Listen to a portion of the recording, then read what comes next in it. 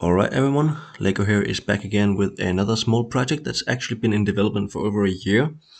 What you're seeing here is the first trace of the very first vignette of the Alita Battle Angel series, and it is a very iconic image as far as I'm concerned. So I wanted to try and see if I could do anything with this.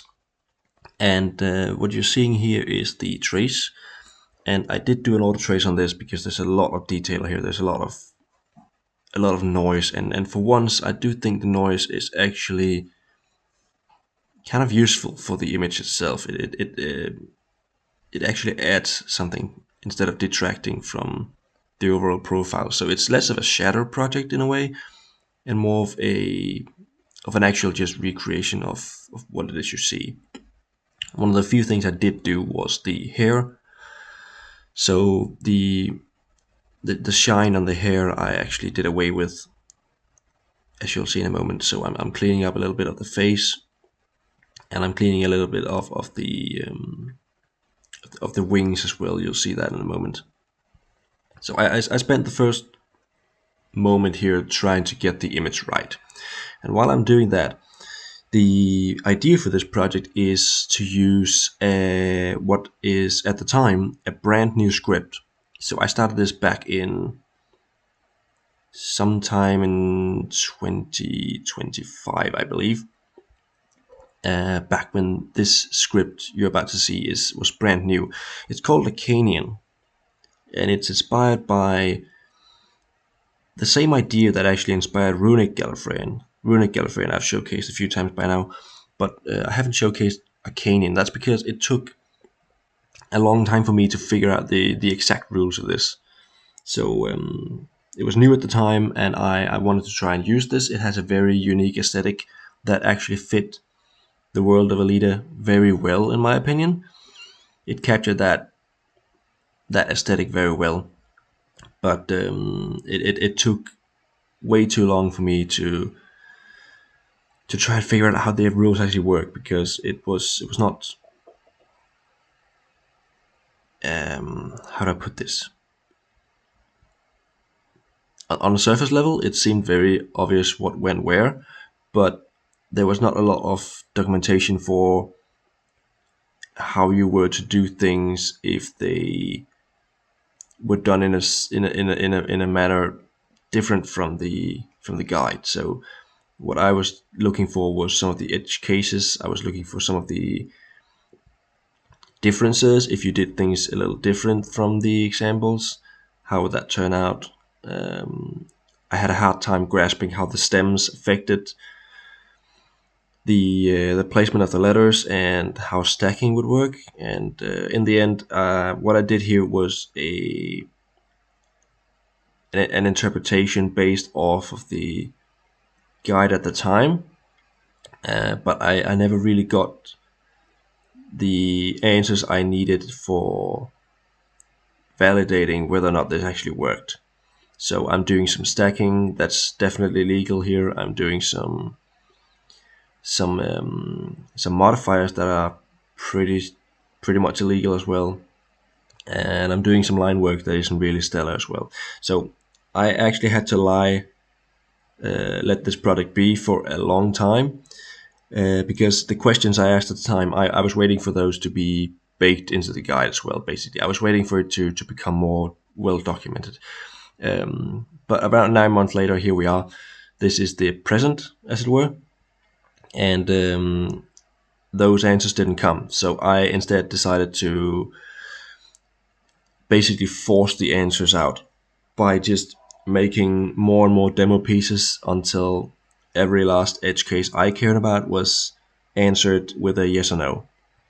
So now I am redoing the original text back from back then with the new understanding, and you can see by now I actually have a quick guide on hand with a lot more rules and situations explained. So here we are, and I do believe actually the quick guide answers a few questions that the guide doesn't at this point in time as well. I'm still hoping that the actual guide material gets a polish as well to reflect some of the questions I asked and some of the answers I got. But for now, this quick guide here actually, in my opinion, seems to be the simplest, easiest way to get an overview of what's going on, which is of course the purpose of that. So what you're seeing here is the actual guide material, so the actual Arcanian script in use. You can see it's an open-faced system. It's technically, it is a circular system, but it's made using open-ended arcs, really like runic as well, which shouldn't be a surprise because they come from the same inspirational material. And the way you use this is, you can see the stems and the modifiers are off to the right there. What's unusual about this is that the lines and the dots, they're actually the stems this time. Unlike every other system I know of, where the more beige-like shapes are the stems, in this case the dots and the lines are the stems. So it gives some mental whiplash whenever you do something like that, and you have to focus on the other set of characters first. So I have to catch myself looking at the lines and the arcs first and go, what is the stem? No, that's not the stem, that's the modifier. So I have to, I'm not usually in the habit of focusing on the dots first and then everything else second. But in this system, you do. But yeah, so what I've done now is I've made the two words that I care about. And I already had the trace from 9 months ago. The only issue I had with this trace is it has a hard edge. There's like a cutoff in the image where the vignette ends.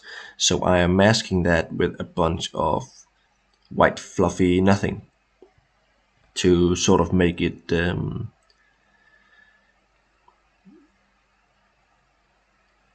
have like no border. And now at this point in time, I am doing a little bit of distress in the background that just seems like it belongs, considering the appearance of the picture itself. So I made some distress off of some rust, a rusty texture, which seemed fitting. And what I'm doing now, and pretty much for the rest of this video here, is playing around with the colors, because I found a lot of enjoyment actually in trying to figure out an aesthetic of the text itself that matched the rest of this whole thing.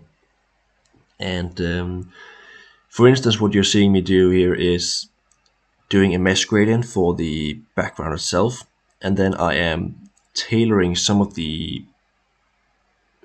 fluffy pieces of water colors to blend in with that background, such that I still have the masking of the picture, but it also fits a little bit more in with the overall palette as well. And for the text, I do play around a lot here with some filters as well, because there are a couple of filters with a metallic shine or metallic like surface quality, some cracked metal, some old enamel. I don't know how you pronounce that. Like an enamel textures. So like a tinny or yeah, some sort of metal surface finish quality thing.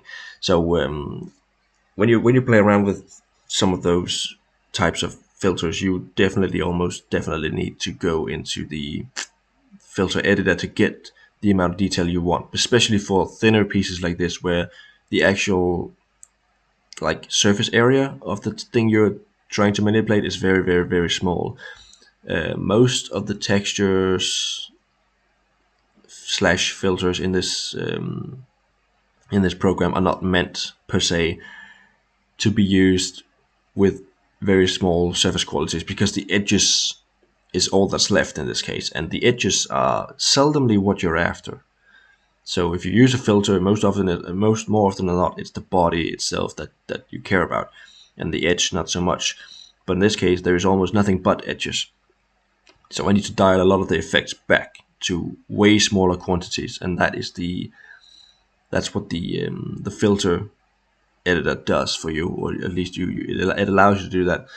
Even though it looks very intimidating, the filter editor is a great tool for dialing back some of the effects, especially something like blurs. You can see sometimes there when I activate an effect, the blur is huge compared to the actual element I'm manipulating here.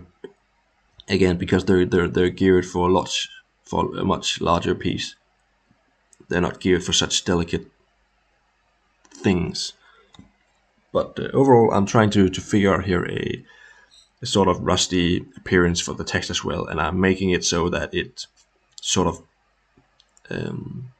emerges from the page, so it has a little depth to it. And I do think I really liked a couple of combinations here. You can see me go back and forth between black and white all the time as I'm saving different versions of this image in various configurations almost. So right now I'm doing a sort of black and white blend between the original image and the text.